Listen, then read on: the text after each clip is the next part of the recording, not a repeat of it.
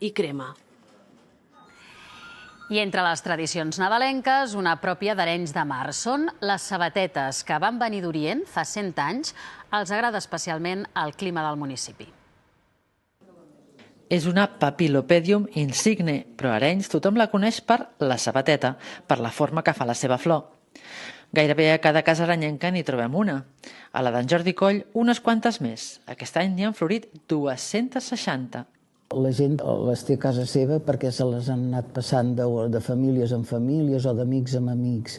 No és allò de dir que es comprin i que això, sinó que, mira, esclar, parlem d'una tradició de 150 anys com a mínim.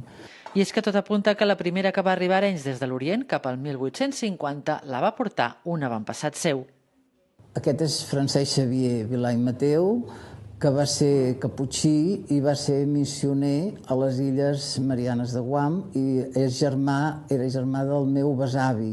Es parla que va ser l'impulsor de que arribessin les primeres plantes aquí. També és tradició regalar-ne la flor. Avui en Jordi n'hi porta una a la Montse, que també hi és molt aficionada. Ella va heretar 2 testos de la seva mare i ja fa 35 anys que les cuida i en trasplanta.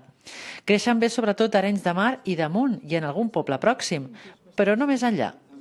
Hi ha com un microclima que no fa molt fred, però als vespres baixa una mica la temperatura.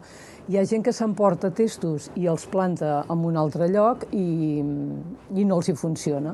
A més de les cases, les sabatetes decoren aquests dies els altars de les 2 esglésies de la població. Les primeres sabatetes van sortir d'aquí, del convent dels Frares Caputxins. Ells les regalaven a les famílies més properes al convent i aquestes les repartien entre coneguts.